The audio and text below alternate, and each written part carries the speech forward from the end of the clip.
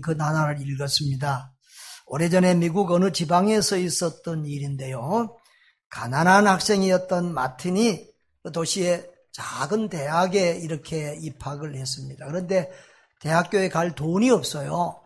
그래서 이제 아르바이트 납부금 벌기 위해서 직장을 알아보는데 한 그 비닐하우스 농장 책임자가 일자리를 마련해 주어서 거기를 다니게 됐습니다. 그런데 너무 가난하니까 점심 도시락을 못 사가서 점심을 굶게 된 거예요. 다른 사람들은 이제 나무 그늘에 앉아서 이렇게 점심을 먹는데 이 친구는 이제 뭐 도시락을 못 사왔으니까 저 구석에 가서 혼자 이제 물 마시면서 시간을 때워야 되는 그런 상황입니다. 그런데 마침 그 자기를 취직시켜줬던 현장 감독이 투덜거리는 소리가 들렸습니다. 젠장 이놈의 마누라가 나를 뭐 죄지로 하나. 온 음식을 이렇게 어떻게 이걸 다 먹으라고 싸준 거야? 그러면서 어이 누구 뭐 토스트 좀 먹을 사람, 샌드위치 좀 먹을 사람 이렇게 찾는 거예요. 그래서 제가 저요 그러고 이제 가서 먹었어요. 근데 그 다음 날도 매일 이렇게 투덜거리면서 불평을 하면서 뭘 먹을 사람 있냐고 해서 이렇게 점심을 굶지 않고 먹게 됐어요. 월급날이 됐습니다. 월급을 받고 나오면서 그 경리한테 우리 감독님한테도 감사하다고 전해주시고 또 그 현장 감독 부인님 샌드위치를 정말 그렇게 맛있게 잘 만들어줘서 아주 맛있게 먹었다고 좀 감사 인사 좀 전해주세요. 그래서요. 그랬더니 그 경리가 하는 말이 아니 무슨 말이세요? 우리 감독님은 부인이 없어요. 5년 전에 부인이 돌아가셨는데 무슨 말씀이세요? 그러는 거예요. 그러니까 이게 무슨 얘기죠? 네. 일부러 그 청년 안 굶게 하려고 그 감독님이 그렇게 배려를 해서 섬겼던 것입니다. 그렇습니다. 이런 배려와 섬김의 삶을 사는 사람들이 우리 모임 공동체, 우리 주변에 한두 사람씩 늘어간다고 하면 정말 이 세상은 훨씬 더 아름다운 세상, 살기 좋은 세상이 될 줄 믿습니다. 바로 저와 여러분이 그런 사람들 될 수 있기를 주의 이름으로 축복합니다.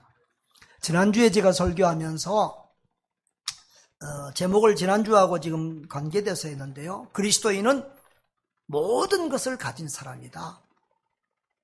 예수 안에 모든 것이 다 있고 예수 그리스도를 만난 사람은 자족한 삶, 만족한 삶, 감사의 삶, 축복의 삶을 살면서 이렇게 모든 것을 가진 복된 사람이다라고 했습니다. 그러면 그런 사람들은 어떤 가치관을 가지고 어떤 삶을 살아야 되는가? 오늘 그런 부분을 보기를 원합니다. 제가 믿고 체험한 바로는 예수님을 만난 사람은 반드시 생각과 삶이 바뀌게 되어 있습니다. 예수님을 인격적 교회에 다니는 걸 말하는 것 아닙니다.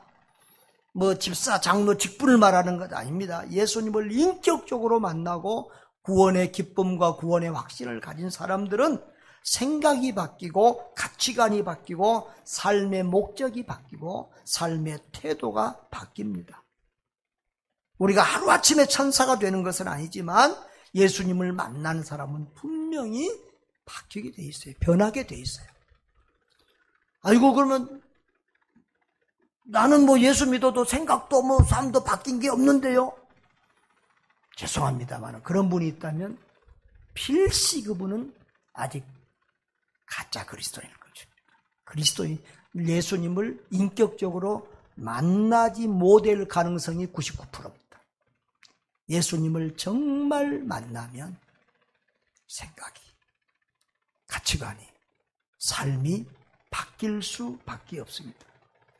오늘 본문은 바울이 고린도 교회에 보내는 편지 중에 기록된 내용입니다. 고린도 교회 안에는 많은 문제가 있었습니다. 교회 안에 파당이 있었습니다. 교회 안에 파당은 정말 목회자를 힘들게 합니다. 정말 어려운 문제. 또 이 교회를 개척한 바울 사도 담임 목사님을 개척자를 믿지를 못하는 거예요. 베드로나 요한이나 이런 사람은 예수님에게 직접 배운 제자니까 그들이 가르치고 전하는 말은 믿을 수 있지만, 이 바울 사도는 예수님의 직접 제자도 아니고 나중에 믿게 된 사람인데, 이 사람의 가르침과 이 사람의 신앙이나 신학이 정말 바른 것인지 우리가 믿을 수 없다. 그래서 바울이 사도된 것은, 사도라는 사실을 잘 믿지 않으려고 하는 그런 사람들도 많이 있었어요. 그런데 바울이 그런 사람들에게 내가 진짜 사도다, 내가 참된 주의 종이다, 복음 전도자라는 것을 지금 변증하는 내용인데요. 여러분, 바울이 지금 자기 잘난 척 하려고, 자기 드러내려고 내가 사도다 뭐 이런 얘기하는 거 아니에요.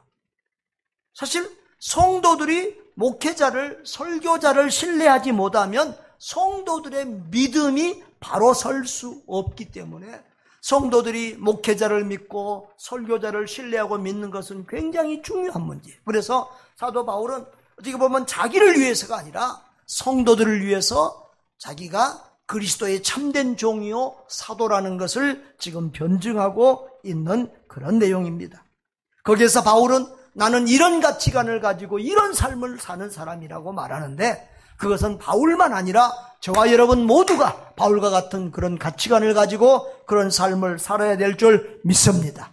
첫째로, 진정한 그리스도인, 모든 것을 가진 참된 그리스도인은 주님과 같은 가치관과 목적을 가지고 산다는 것입니다. 오늘 본문에 보면 계속 반복되는 말이 있습니다. 자, 19절 말미에 보면 더 많은 사람을 얻고자 함이라고 했죠. 20절 둘째 줄에 보면 유대인들을 얻고자 함이요라고 했습니다. 마지막에 보면 율법 아래에 있는 자들을 얻고자 함이요라고 했습니다. 그 다음에 21절 마지막에도 보면 율법 없는 자들을 얻고자 함이요라고 했습니다. 뭐가 반복되고 있죠? 자, 그 다음에 22절을 보면은 두 번째 줄에 보면 약한 자들을 얻고자 함이요라고 이렇게 5번이나 어떤 자들을 얻고자 한다 이렇게 말했습니다. 그러면 이 얻고자 한다는 말이 뭐냐? 얻고자 한다는 의미가 무엇일까? 그것을 그 다음에서 이렇게 말하고 있죠. 한번 읽어볼까요? 아무쪼록 몇 사람이라도 구원하고자 함이니. 예수 믿어서 죄사함 받고 구원받게 하려고 그렇게 여러 모양으로 힘썼다는 거예요. 특별히 22절이 핵심 요절인데 같이 한번 읽어볼까요? 약한 자들에게 내가 약한 자와 같이 된 것은 약한 자들을 얻고자 하며, 내가 여러 사람에게 여러 모습이 된 것은 모쪼록 몇 사람이라도 구원하고자 함이니. 이 몇 사람이라도 사람들을, 영혼들을 구원하기 위해서 여러 사람에게 여러 모양으로 다가갔다는 것입니다. 여러분, 세상 사람들의 삶의 목적은 돈이나 명예나 권력이나 또 세상 부귀 영화, 출세 이런 것입니다. 그러나 예수 믿는 사람들은 삶의 목적이 바뀝니다. 예수님을 만나면 삶의 목적이 바뀌어요. 하나님 사랑, 사람 사랑으로 바뀌어요. 그래서 사람이 삶의 목적이 돼요. 어떻게 하면 사람을 돌볼 수 있을까? 어떻게 하면 사람을 유익되게 할 수 있을까? 어떻게 하면 사람을 구원하고 살릴 수 있을까? 이렇게 사람을 섬기고 사랑하고 구원하는 것이 그리스도인의 참된 삶의 가치관이요 목적인 줄 믿습니다. 또한 사람을 사랑하고 섬기되 궁극적으로는 그 사람을 구원하는 데 이르기까지를 원하는 것이 우리 그리스도인의 삶의 목적입니다. 여러분, 어려운 사람을 돕는 거 너무너무 우리가 정말 어떻게 보면 우리 삶 전체가 다른 사람들을 돕는 삶을 살아야 돼요. 그리스도인은. 우리 그리스도인의 삶 자체는 섬김의 삶이어야 되는데 여러 종류의 섬김이 있어요. 또 우리가 은사가 다 다르니까 그런 은사 쪽으로 또 섬기면 돼요. 어떤 사람들은 남을 잘 격려해주고 칭찬해줘. 그것도 큰 섬김이에요. 낙심하고 절망한 사람들, 포기한 사람들, 슬픈 사람들, 상처받은 사람들을 따뜻한 말로 격려해주고 위로해주고 일으켜 세워주는 거 정말 귀한 일이에요. 여러분, 배고픈 사람보다 더한 사람이 없다고 그러죠. 아까도 말씀드렸죠. 코로나로 죽는 사람보다 배고파서 죽는 사람이 더 크다. 그 배고픈 사람들에게 먹을 것을 주는 것도 얼마나 귀한 섬김인지 몰라요. 병든 사람들을 도와주고 치료해 주는 거 너무너무 귀한 일이고. 그런데요, 가장 귀한 일은 예수 믿어 구원받도록 도와주는 일인 줄 믿습니다. 왜 그러냐 그러면 우리 육신은 그래요. 한 번 먹었다고 한 달만 아까 한 포 준다는데 25kg 그걸로 내 식구가 한 달 먹는다는 그게 옥수수 가루거든요. 옥수수 가루 한 포 가지고 내 식구가 한 달을 먹는 거예요. 자, 그런데 그거 한 달을 먹였다고 그 다음 달은 그냥 안 먹어도 삽니까? 아니잖아요. 먹는 거 도와줘도 그 다음에 또 배고파요. 육신의 질병도 그래요. 한 번 병 고쳤다고 나섰다고 그 다음에 그 사람이 평생 병 안 걸리고 사는 거 아니에요. 마음의 상처나 여러 가지 힘든 것도 그래요. 그거 지나가면 또 그 다음에 어려움과 힘든 거 있어요. 또 어차피 인간은 얼마 못 살고 죽어요. 여기서 앞으로 100년 이상 살 사람 손 들어봐요. 없어요. 자, 그런데요, 죽음 이후에는 우리 모두는 원하든 원하지 않든 간에 천국에서 영원히 살 사람도 있고 지옥에서 영원히 살게 될 사람도 있어요. 여러분, 교회 나왔다고 다 천국 가는 거 아니에요? 예수님을 믿어야 되고 예수님을 만나야 돼요. 자, 그런데요, 생각해 보세요. 힘들면 죽을 수 있는데 지옥에서는 죽을 수도 없어요. 그 영원한 지옥 불목에서 사람이 고통받는다는 사실을 생각해 보십시오. 그런데 반대로 예수님을 만나면, 그리고 진심으로 예수님을 믿고 구원의 확신을 가지고 살면 이 땅에서도 날마다 천국의 기쁨과 행복을 누리면서 살고, 죽어도 하나님과 더불어 영원한 천국에서 살 수 있어요. 할렐루야. 그러니 이 세상 다른 복과 이 예수 믿고 구원받은 복은 비교도 할 수 없지요. 일대, 만, 억, 조 이렇게 되는 거죠. 그러니 어느 것보다 더 큰 복, 예수 믿어 구원받는 이 복을 세상에게 나누고 전해야 될 줄 믿습니다. 여러분, 예수 생명, 예수 기쁨을 나눈 것보다 더 좋은 일이 없어요. 하나님이 가장 기뻐하시는 일이에요.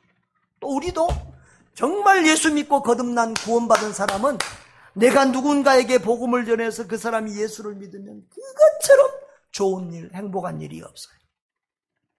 예수님을 만난 사람들은 그 예수가 얼마나 좋은지, 난 예수가 좋다고 그런 찬양도 있잖아요. 얼마나 좋은지 인생의 목적이 바뀌고 삶이 바뀌게 돼 있어요. 예수님을 자랑하고 전하지 않고는 견딜 수가 없어요. 제 얘기는 우리 성도 오래 다닌 분들은 몇 번 다 들었습니다만, 어려서 죽음의 위기까지 가서 죽음을 통과하고 난 다음에 제 삶의 목적이 바뀌었어요. 그때 어린 나이지만, 믿음은 어렸지만, 하나님 나를 살려주시면 내가 다른 사람을 돕는 일을 하고 살겠습니다. 좋은 일 하면서 살겠습니다. 그 어린 나이에 하나님 앞에 기도했어요. 살아났는데 이제 그때부터는 내가 무슨 일로 남을 도우면서 살까? 그게 내 중고등학교 때의 고민이었어요. 의사를 해서 가난한 사람들을, 병든 사람들을 돕나? 돈으로 가난한 사람들을 도울까? 법관이 돼서 억울한 사람들을 돕나? 여러 가지 생각을 하면서 갈등을 하면서 지났는데, 정말 교회는 다녔지만 진정으로 예수를 만나지 못했다가 군대에서 정말 예수님을 인격적으로 영접하고 만나고 나니까 내 생각과 가치관, 삶이 송두리째 바뀌고 말았습니다. 아하, 나는 병든 사람이 세상에서 제일 불쌍한 사람인 줄 알았는데, 가난해서 못 먹고 배고픈 사람이 제일 불쌍한 사람인 줄 알았는데, 돈 없고 백 없어서 억울하게 당하고 무전유죄라고 하는 것처럼 그런 억울한 사람들이 제일 세상에서 힘든 줄 알았는데 그게 아니구나. 사람들이 불행한 것은 예수님을 만나지 못해서 그래요. 누구든지 예수님만 만나면, 예수님만 믿으면 그 믿음 때문에, 그 예수 때문에 병들어도 행복하게 살 수 있고, 가난해도 그 가난을 극복할 수 있고, 모든 억울한 것도 믿음으로 이기며 승리할 수 있다. 인생의 문제는, 인간의 문제는 천 가지 만 가지일지라도 모든 인생의 답은, 문제의 답은 예수 그리스도다. 할렐루야. 예수 그리스도 그 한 분이면 다 된다는 것을 제가 알게 되고, 이제 내 남은 생애는 예수 그리스도를 나누고 전하는데 바치리라라고 생각을 했습니다. 예수 그리스도를 주는 것이야말로 내가 줄 수 있는 최고의 것을 주는 것이고, 예수 그리스도를 받은 사람들은 그 예수로 말미암아 모든 인생, 현생의 문제와 내생의 문제를 다 해결받을 수 있다. 할렐루야. 그래서 예수님을 마치는데, 전하는데 내 인생을 걸게 되었습니다. 이 말은 다 목사가 되어야 된다는 말이 아닙니다. 다 선교사가 되어야 된다는 말은 아닙니다. 그러나 분명한 것은 우리가 어디에서 살든지, 어떤 직업을 가지고 어떤 일을 하든지, 어떤 형편에서 살든지 우리는 예수 그리스도를 전하고 나누는 삶을 살아야 된다는 거예요. 다시 말하면 전도적인 삶, 선교적인 삶을 살아야 된다는 거예요.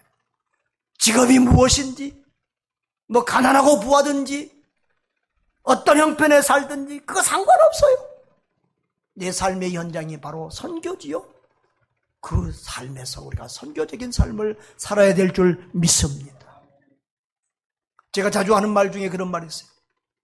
선교 마인드가 없으면 선교지에 살아도 선교 못하고, 선교사 직함을 가지고도 선교 못한다. 그러나 선교 마인드가 있으면 달나라 가서도 선교한다. 어떤 상황, 어떤 자리, 어떤 현장에서도 선교할 수 있다는 것입니다. 여러분, 선교 마인드가 있는 선교적 삶을 사시기를 바랍니다. 우리의 가정이 선교지요, 우리의 직장이 선교지요, 우리 학교가 선교지요, 내가 만나는 모든 사람들이 우리의 선교의 대상 이름을 기억하시기를 주의 이름으로 축복합니다. 누구를 만나든지 어떤 상황에서든지 내가 만난 예수를 삶과 말로 나눌 수 있는 복된 성도들 되시기를 바랍니다. 여러분, 이런 모든 것을 가진 이 진정한 그리스도인들은 어떻게 사느냐? 예수님처럼 산다는 겁니다. 여러분, 그리스도인이 되면 가치관과 목적이 바뀔 뿐만 아니라 삶의 태도와 방법도 바뀌게 돼요.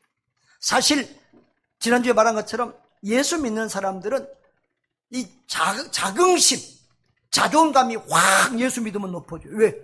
하나님의 아들인데, 아니 천지 만물을 지으신 건 내 아버지인데, 온 세상 만물을 통치하고 다스리는 이가 내 아버지인데 얼마나 우리가 대단합니까? 할렐루야.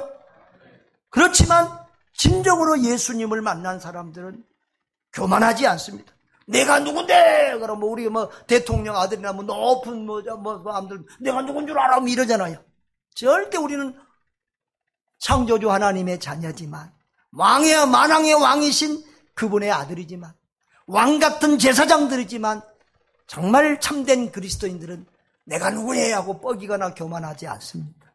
오히려 낮은 자리에서 겸손하게 섬기면서 살아가게 되는 것입니다. 자기 중심이 아니라 남을 배려하고 섬기는 삶을 살아요. 그래서 22절에 보면은 여러 사람에게 여러 모습이 된 것은, 여러 사람에게 여러 모습으로 가는 거예요. 여러 종류의 사람들 있잖아요. 그런 사람들에게, 이런 사람에게는 이런 모습으로 다가가고, 저런 사람에게는 저런 사람의 모습으로 다가가고, 이런 사람은 저런 사람의 모습으로 다가가면서 그들을 주께로 인도하는 거예요. 자, 그 부분을 오늘 이제 좀 더 자세하게 이렇게 바울이 몇 가지로 나눠서 기록하고 있습니다. 첫째로는 진정한 그리스도인은 자유인이지만 종처럼 섬긴다는 거예요. 19절을 보시면, 내가 모든 사람에게서 자유로우나 스스로 모든 사람에게 종이 된 것은 더 많은 사람을 얻고자 합니다. 그래서요. 여러분, 예수 믿으면 자유로워져요. 예수 믿어 좋은 것은 자유로워져요. 진리를 아니까 진리 안에서 자유로워져요. 예수 믿기 전에는 뭐 이사도 날짜 잡아야 되죠. 뭐 결혼도 날짜 잡아야 되죠. 뭐 아이고 시골에서 살 때는 뭐 짐승 낳는 것도 보면 안 된대. 뭐 주님 별로 뭐 믿음 뭐든 제약이 많은데 예수 믿으면 모든 것 자유로워. 할렐루야. 그것뿐만 아니래요. 예수 믿으면 죄와 사망에서 자유함을 얻고 살아도 천국, 지금 죽어도 천국 가요. 아멘. 그런데 사람에게서도 자유해. 좀 사도 바울은 남들한테 뭐 빚지거나 남한테 매인 것 없어요. 자유인이에요, 자유인. 종이야. 옛날에 이 바울이 이 성경을 기록할 당시에는 로마 인구의 반 정도가 이상이 종들이 종. 바울은 자유인이에요. 누구한테 매여 있는 종이 아니에요. 그럼에도 불구하고 그가 종처럼 살았다는 거예요. 남에게 매이고 그 사람을 섬기는 그런 삶을 살았다. 여러분, 우리가 지금 붕어빵 전도하잖아요. 뭐 하는 거예요, 지금? 빵 나눠주는 거예요, 공짜로. 우리 돈이 많아서 공짜로 빵 나눠주는 거예요? 아니에요. 우리 붕어빵은 지금 길거리에서 파는 빵보다 배는 더 돈이 많이 들어갑니다. 재료를 크고 좋은 거 쓰니까. 뭐 가난한 사람들 빵 나눠주는 게 아니에요. 빵을 매개체로 해서 친구를 사귀고 사람을 사귀는 거예요. 사람이 목적이에요. 그 사람과 친해지기 원한다는 거예요. 여러분, 그런데 알고 보면 우리가 그 사람하고 친해지려고 가서 뭐 붕어빵까지 줘가지고 뭐 아쉬운 소리 해가면서 막 지나가면서 그런 거 할 필요가 없어요. 알고 보면. 그렇잖아요. 손님이 왕이에요? 가게 주인이 왕이에요? 최미혁 성도님? 손님이 왕이지요. 그런데 우리가 붕어빵 가서 뭐 잘 보이려고 그러고 아이고 왜 그런 거죠? 사람을 얻으려고, 그 사람과 친해지려고. 어떻게 보면 그 사람의 종처럼 섬김이처럼 이렇게 사는 거예요. 이게 전도자의 삶이고 사도 바울의 삶이고 참된 그리스도인의 삶인 줄 믿습니다. 왕이지만 종처럼 사는 사람들, 그들이 진정한 그리스도인입니다. 그렇게 사시기를 바랍니다. 그 다음에 바울은 사람을 얻기 위해서 유대인처럼 율법 아래에 있는 자처럼 그렇게 처신하기도 했다는 거예요. 여러분, 여기 20절에 보면은, 자, 같이 한번 읽어볼까요? 시작. 유대인들은 내가 유대인과 같이 된 것은 유대인들을 얻고자 하며 율법 아래에 있는 자들에게 내가 율법 아래에 있지 아니하나 율법 아래에 있는 자가 주된 것은 율법 아래에 있는 자들을 얻고자 하며 그랬어요. 여기 유대인들과 율법 아래에 있는 자라는 말은 지금 동의에 비슷한 말이에요. 유대인들은, 유대교에 있는 유대인들은 지금 율법 아래에 있어요. 율법의 종으로 있어요. 율법에 멍에를 메고 있어요. 율법을 지켜야만 구원받는다는 생각과 믿음을 가지고 그 율법을 지키기 위해서 애를 쓰는 사람. 근데 사도 바울도 옛날에는 율법 아래에 있던 사람이고 유대인이고 유대교에 있던 사람이고 율법 아래에 있던 사람이에요. 그래서 그 율법으로 구원받는 줄 알고 율법을 지키는 데 애를 쓰고, 이 예수쟁이들이 예수만 믿으면 구원받는다, 율법 안 지켜도 구원받는다, 이런 이단들, 이런 나쁜 것들, 그리고는 그 예수 믿는 사람들을 잡아다가 감옥에 가두고 해치는 일에 아주 1등 열심을 냈던 그런 박해자였잖아요. 그런데 저 외국에 시리아, 요즘에 시리아 다마스커스, 거기까지 예수 믿는 사람들을 잡아서 끌고 오기 위해서 갔다가 부활하신 예수님을 도상에서 만났어요. 그리고 그의 생각과 삶이 100% 바뀌어졌어요. 저 예수가 진짜구나. 십자가에 죽은 것으로 끝난 예수가 아니라 정말 부활하셔서 살아났다고 하더니 진짜 살아나신 예수를 만난 거예요. 그리고 그 예수, 그 복음, 그 진리가 진짜라는 것을 알게 됐어요. 그래서 이제 율법으로 구원받는 거 아니라 예수 그리스도를 믿음으로 구원받는 사실들을 확실하게 셌어요. 그럼에도 불구하고 그는 유대교인들을 구원하기 위해서 유대교인처럼 또 율법 있는 사람들처럼 그렇게 행할 때가 있었다는 거예요. 여러분, 사도행전이나 이렇게 복음서들을 쭉 보면 그래요. 바울이 가는 곳마다 어디 붙여가게 되냐 그러면 안식일이 되면 유대인의 회당에 가요. 그러니까 지금 우리나라 사람들이 어디 외국에 가면 제일 먼저 생기는 게 교회예요. 그 다음에 한국 식당이에요. 그 당시에도 유대인들이 모인 곳은 유대인 시나고그 회당이 있는 거예요. 무조건 거기 가서 예배 드리면 이제 우리도 이렇게 손님들 중에서 목사님이나 이런 분들 오면 선교사님들 오면 이렇게 선교 보거나 설교도 부탁하잖아요. 그런 것처럼 그 손님 중에서 신앙이 있는 분들이 오면, 믿음이 좋은 분들이 오면은 앞에 세워서 말씀 듣는 기회를 가져요. 그러니까 그 회당에 가서 유대인들 속에서 예배 드리고 거기 가서 복음을 전하면서 예수를 전한 거예요. 할렐루야. 이렇게 자기는 이제 유대교인이 아니지만, 육적으로는 유대인이지만 영적으로는 유대인이 아니에요. 또 율법 아래 있는 자가 아니에요. 그렇지만 그런 복음을 위하여, 예수 그리스도를 위해 한 영혼이라도 구원받기 위하여 그런 삶을 산 줄로 믿습니다. 진리를 버리진 않았지만, 자기 신앙과 신학을 변질시키진 않았지만, 이렇게 배려와 섬김의 삶, 그리고 지혜로운 이런 섬김으로 다가가서 그들을 전도한 줄 믿습니다.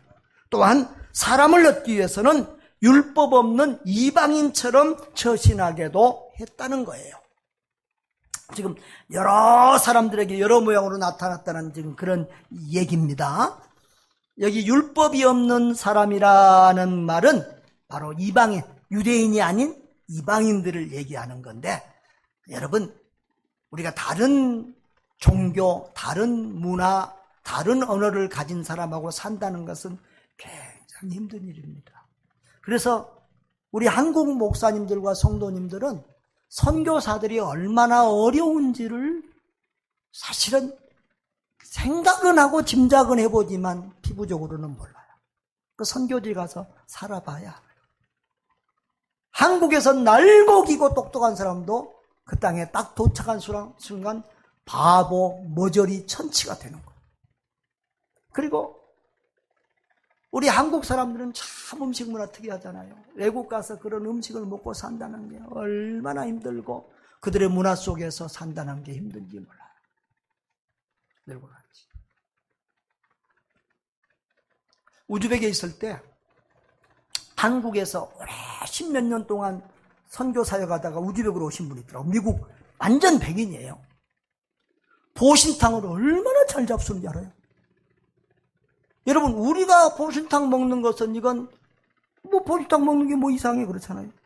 미국 사람이 보신탕을 먹는다는 것은 이건 식인종이 사람 먹는 것하고 비슷한 개념이에요.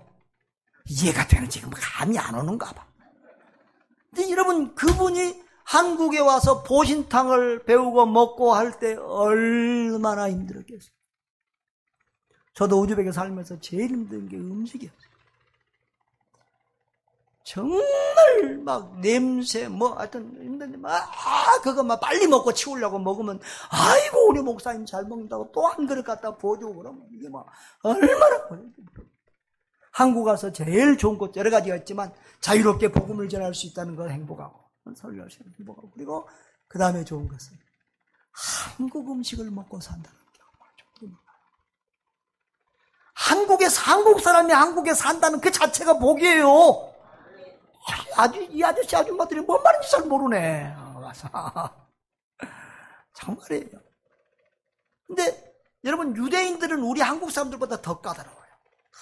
구약 성경에 보면 유대인들이 먹을 수 없는 음식, 문화, 종교 음식, 어렸을 때부터 바울은 유대인으로 자라면서 뼛속 깊이 그 유대인의 음식, 문화, 삶, 습관 이런 것들이 있다고. 그런 사람이 정말 천지를 모르는 그런 악한 이방인들 속에서 살아가면서 얼마나 힘들었겠어요. 또 유대인들은 그런 사람들에게 복음을 전하고 이방인들하고 음식 먹고 같이 어울린다고 또 얼마나 바울을 미워하고 죽이려고 그래요. 바울이 지금 바울을 죽이려고 했던 사람들의 그 목적이 그거였어요. 그 죄목이 그거였어요. 이방인들도 예수만 믿으면 구원받는다고 복음을 전했다고. 이방인들과 같이 어울리고 먹고 마시고 살았다고. 그것 때문에 바울을 죽이려고 하잖아요. 그런 고통을 겪으면서도 사도 바울은 그 이방인들 속에 들어가서 그들과 같이 어울리면서 한 영혼이라도, 한 사람이라도 더 구원해 보려고 애를 썼던 것입니다. 그것이 참된 그리스도인의 모습이고 우리 전도자의 모습인 줄 믿습니다. 아멘. 그리고 약한 자를 위해서는 약한 자처럼 처신했다는 거예요. 바울은 보세요. 자기는 약한 자가 아니라는 거예요. 응? 우리 22절 보십시다. 자, 22절 다 같이 읽어봅니다. 시작. 약한 자들에게는 내가 약한 자와 같이 된 것은 약한 자들을 얻고자 하며 내가 여러 사람에게 여러 모습이 된 것은 아무쪼록 몇 사람이도 구원함이라. 자기는 약한 자가 아니에요. 분명한 자기 신앙, 굳건한 믿음이 있어요. 근데 여기서 약한 자라는 말은 육체적으로 약한 자를 말하는 것이 아니라 영적으로 믿음이 약한 자를 말하는 거예요. 여러분, 세상은 강한 자가 약한 자를 누르면서 살아갑니다. 힘 있는 사람, 부자들이 갑질나며 살아갑니다. 그러나 하나님의 나라는, 교회는 어떻게 해야 됩니까?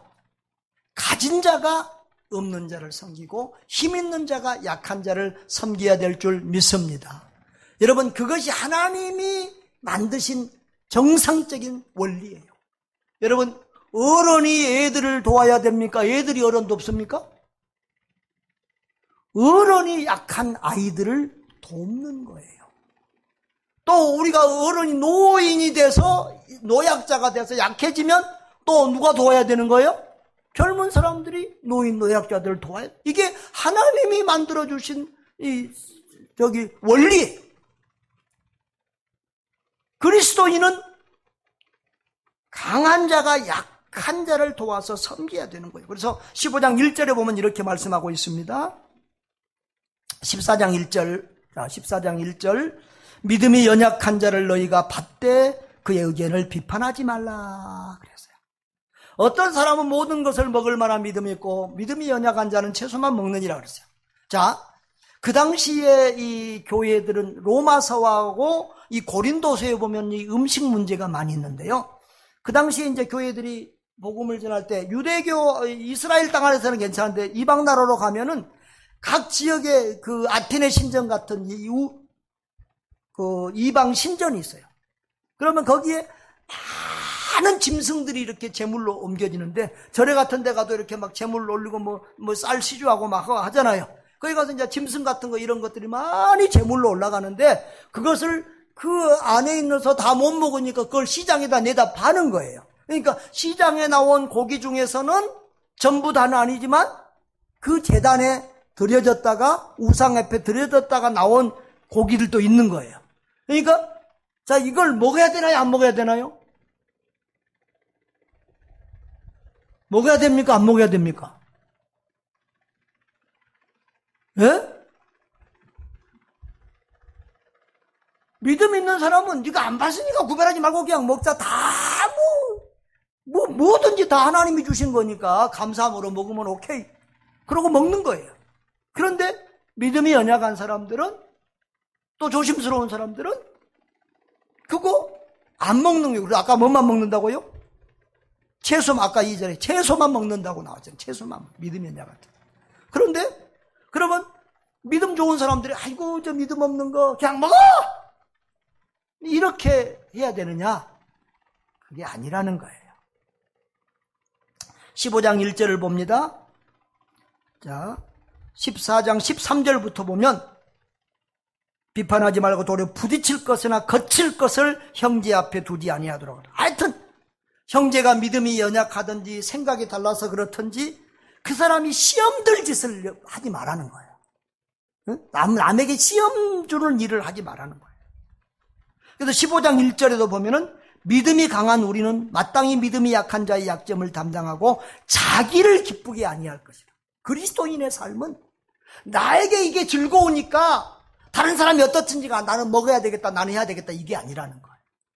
내가 먹고 싶어도, 내가 하고 싶어도 다른 사람을 위해서 다른 사람을 배려해서 이것을 안 하고 다른 사람의 기쁨을 위해서 자기 중심이 아니라 타인 중심의 이런 삶을 살아야 된다는 거예요. 그래서 고린도서 8장 13절에서 보면 바울은 이렇게 말합니다. 다 같이 시작.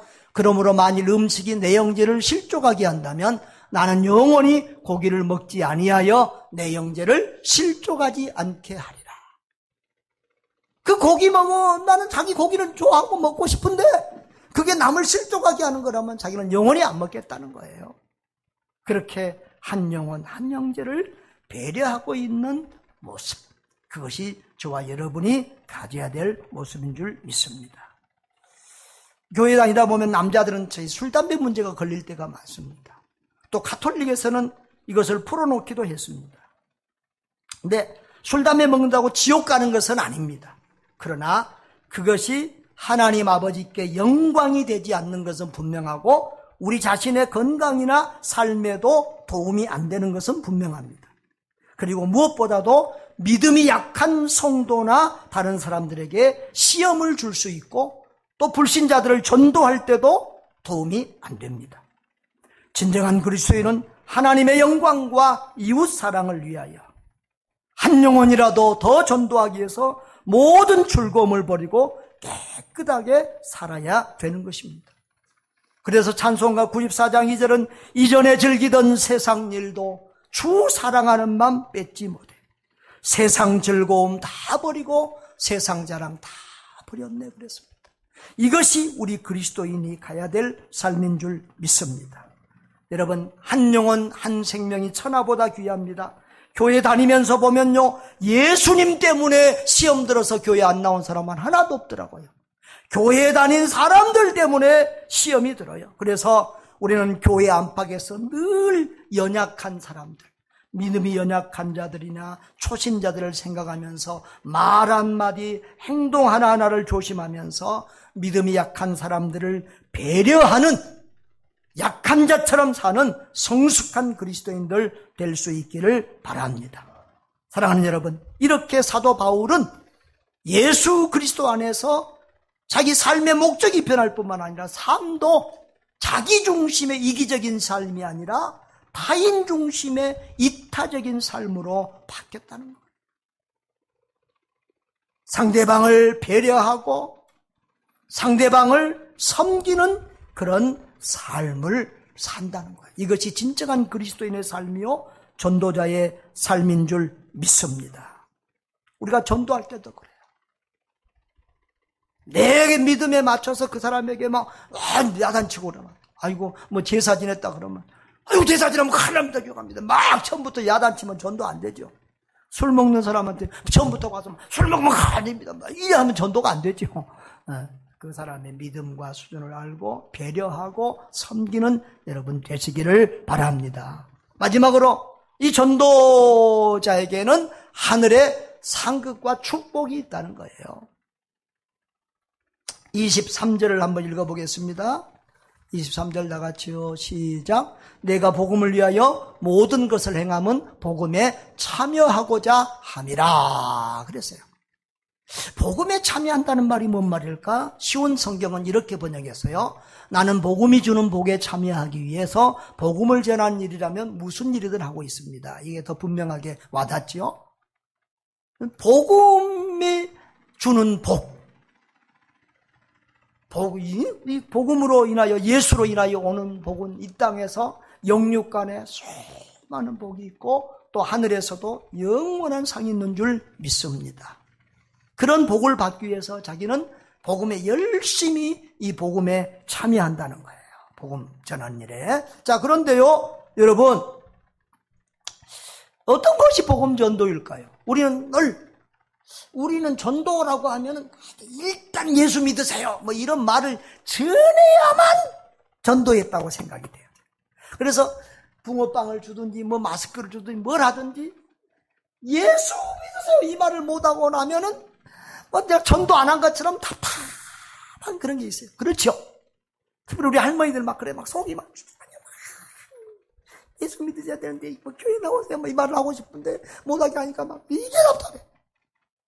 그런데 여러분요, 우리 삶의 모든 것, 눈빛 하나, 행동 하나, 말 하나가 다 전도의 도구인 줄 믿습니다. 선교도 마찬가지. 우리는 꼭 기도해야, 돈 보내야 선교하는 줄 알고 있는데요. 삶 전체가 여러분 전도요, 선교예요. 그리고 이 전도자와 선교사에게는 하나님이 부어주시는 복이 있어요. 우리 박봉당 장로님이 집안 안 돌보고 1년 내내 돌아다니면서 전도만 하잖아요. 그래서 제가 궁금했어요. 아니, 권사님이 어떻게 생활하고 돈 벌어먹고 살라고 장로님은 집에 이렇게 안 돌보고 이러십니까? 그랬더니 이 권사님이 번죽을 하는데요. 죽집을 하는데 하나님이 그 번죽 가게를 복주셔서 엄청 돈 벌고 아파트 몇 채 샀대요. 죽집해 가지고 하나님이 책임져 주시는 거예요. 우리가 선교사로 갈 때는 오늘 아침에도 우리 석현이 또 이게 김동일 선교사 자녀 오고 우리 배영은이 저 남아공 선교사녀 왔는데 정말 우리 배성호 선교사님도 그 선교비가 다 끊어질 때 거기서 살아나면서 자녀들 가르치는 얘기 들으면 정말 눈물이 나더라고요. 그런 과정에서 정말 버텨내고 살아내고 자녀들을 길러냈는데 우리 애들이 저렇게 의사가 되고 맛있게 믿음 안에서 잘 살았잖아요. 하나님이 책임져 주시고 복 주시는 줄 믿습니다. 이 땅에서도 하나님이 복 주십니다. 하늘나라에서는 얼마나 더 큰 복을 주셨어요. 하나님이 가장 기뻐하는 일 하니까 하나님께서 책임져 주시는 거예요. 저는 이번 주에도 몸이 좀 안 좋아서 그런 생각을 했어요. 내가 선교사님들하고 이렇게 시간을 보내다 보니까 좀 제가 피곤할 때가 있어요. 하나님 앞에죠. 남들이 볼 때도 그렇고 내가 볼 때도 그렇고 선교사님들하고 뭐 차 마시고 얘기하고 뭐 이렇게 노는 거 하나님 이것도 상급이 됩니까? 제가 물어봤어요. 하나님이 그것도 선교다. 그것도 상이다. 사실 선교사님들이 오면 갈 교회가 없어요. 이 코로나 상황에서 우리 교회처럼 편한 교회가 없어요. 또 선교사님들이 가서 어디서 하소연하고 얘기하면 그 얘기를 들어주고 공감해주고 울어주고 또 같이 음식을 나누고 이런 목사나 교회가 없어요. 과부가 과부소 간다고요. 일반 목사님들은 이게 이해가 안 되는 거예요. 뭐 추방을 당해봤어요. 추방당한 사람이 서로 뭘 알지. 뭐 문화 충격을 받아봤어요. 뭐 음식, 뭐 언어, 뭐 이런 어려움을 알지. 그러니까 정말 선교사님들이 제가 그 섬기는 그런 우리 차 마시고 그냥 담수하는 것 같지만 거기서 서로 풀리고 치유가 되고 회복이 되고 힘을 얻는다고 많은 분들이 그러세요. 여러분, 선교도 그렇습니다. 냉수 한 그릇 대접하는 것도 상이 있다고 했는데요. 우리가 전도할 때도 어떤 사람들은 그래요. 어떤 사람들은 이렇게 다 사람들을 만나고 가서 막 붕어빵 전에 이거 쑥스러워서 잘 안 되는 사람들이 있어요. 그렇잖아요. 그래도 나오시면 붕어빵 그분들은 구우면 돼. 옆에서 뭐 청소하고 담아주고 뭐 꼭 가지고 안 나가도 할 일도 많아요. 그러니까 어찌하든지 기도로 물질로 더 현장으로 동참하는 여러분 되시기를 바랍니다. 절대 선교는 어려운 거 아닙니다. 선교사님들에게 밴드에 선교 보고 올리면 격려의 댓글 한번 달아주는 것도 선교고, 오셨을 때 선교사님 힘내세요 기도하겠습니다 말 한마디 따뜻하게 해주는 것도 선교고, 짜장면 한 그릇 대접하는 것도 선교입니다. 요즘에 우리 선교사님들 오면 이제 코로나가 와가지고 오래 계시니까 막 이 계절이 바뀌는데 선교사님들 옷이 없으니까 우리 교회 이제 선교빈 뭐 제 개인 돈으로 한 것도 있지만 거의 다 교회 재정에서 했습니다. 재정으로 이렇게 선교사님들 옷도 사드리고 이렇게 사드리고 하는데, 그러다 보니까 옷조리를 자주 이렇게 가게 되고 그래요. 또 어떤 경우는 급한 분들은 제 옷을 또 이렇게 드리는데, 금요일날 오신 분이 갑자기 아파서 나오시면서 선교 보고 할 때 양복도 없었잖아요. 그래서 제 양복을 드렸는데 이게 좀 입어서 몇 번 입어서 그냥 그래서 드라이해서 드려야 되겠다 그러는데, 어제 11시경에 토요일 11시경에 백강수에 딱 드라이 하러 갔더니 월요일 날에 나온다는 거예요. 아이 그거 안 됩니다. 급히 지금 내일 입어야 되러 오시니까 빨리 해주세요. 그랬더니 11시에 맡겼더니 오후 몇 시 되니까 드라이 세탁 다 됐다고 가져가라는 거예요. 어떻게 했겠습니까? 아마 그것 하나 특별히 급히 따로 한 것 같아요. 감동이죠. 그런데 더 감동은 그 찾으러 갔더니 목사님, 내가 무슨 일 한다 이런 말 한 적도 없어요. 느낌으로 아는 거죠. 목사님이 좋은 일에 선한 일에 나도 동참하겠습니다. 세탁비 안 받겠습니다. 그 얼마 몇천 원 안 되는 돈이지만 되게 큰 감동이 됐어요. 할렐루야. 이런 모든 것이 선교입니다. 선교는 큰 게 아닙니다. 전도도 큰 게 아닙니다. 우리의 작은 섬김, 사랑, 봉사 이런 모든 것이 전도요 선교라는 사실을 기억하시기를 주의 이름으로 축복합니다. 사랑하는 성도 여러분, 세상의 불신자들은 돈 있고 힘 있으면 갑질하는 것이 세상 사람들의 모습입니다. 그러나 교회는 그리스도인은 그래서는 안 됩니다. 그리스도인의 삶은 섬김의 삶입니다. 우리가 가진 모든 것으로 다른 사람들을 섬기는 것이 그리스도인의 삶인 줄 믿습니다. 칼라일이라는 사람은 하나의 모범은 1000마디의 논쟁보다 더 가치가 있다, 그런 말을 했습니다. 여러분, 옛날처럼 예수 믿으세요, 교회 오세요 이렇게 해서 전도 다니는 시대가 아니에요. 이제는 다 교회에 대해서 너무 부정적이에요. 목사들에 대해서 부정적이에요. 그래서 이제 불신자들은 교회에 대해서 이제 우리 너희 말을 못 믿겠다는 거예요. 말로만 믿는 척하지 말고 삶으로 보여주라는 거예요. 뭐 제자 훈련 받았다고 예수 제자냐? 삶으로 너가 예수 그리스도의 제자인 것을 보여달라는 거예요. 할렐루야. 그래야 믿겠다는 거예요. 사랑하는 여러분, 삶으로 예수님을 보여주는 성도들 되시기를 바랍니다. 예수님과 같은 가치관을 가지고 사람을 귀하게 여기고 사람을 살리고 구원하는 일을 목적으로 삼고 사시기를 바랍니다. 우리가 전도하겠다고 급한 마음을 가지고 무례한 모습으로 다가가지 말고, 예수 안 믿으면 사탄의 자식이다, 무슨 지옥 간다 이런 말 쉽게 툭툭 던지지 말고 정말 우리가 따뜻한 마음, 겸손한 마음, 섬김의 마음으로 다가갈 수 있기를 바랍니다. 시간이 좀 걸릴지라도 예수님처럼 사랑과 섬김의 모습으로 우리 불신 가족과 이웃들에게 다가가야 될 줄 믿습니다. 전도적인 삶, 선교적인 삶으로 주님의 마음을 시원하게 해드리는 여러분 되시기를 바랍니다. 그래야 이 땅에서 범사의 복을 받고 하늘에서 별과 같이 영원토록 비추는 축복의 사람들 되시기를 주의 이름으로 축원합니다. 다 같이 동성으로 기도합니다. 살아계신 아버지 하나님 감사합니다. 예수 믿는 복, 지상 최대의 복을 주심을 감사합니다. 주님, 그 예수를 마음과 뜻과 힘과 지혜와 사랑을 다해서 그 예수를 나누고 전하는 삶을 살게